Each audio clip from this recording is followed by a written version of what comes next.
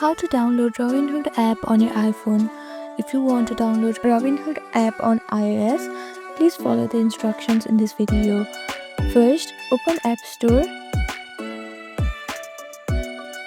Now you can see the search icon on the bottom right corner. Click on it and on the search bar type in Robinhood.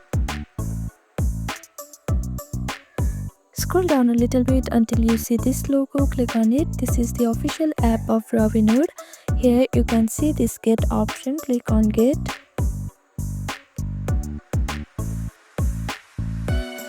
Now after the verification, your download will be started and it may take some time depending on your internet speed.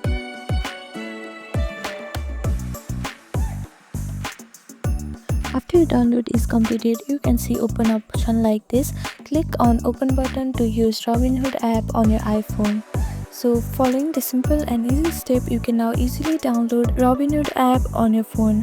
Thank you for watching this video. Please do not forget to like, share and subscribe to our channel and comment down below if you have any other queries. Thank you.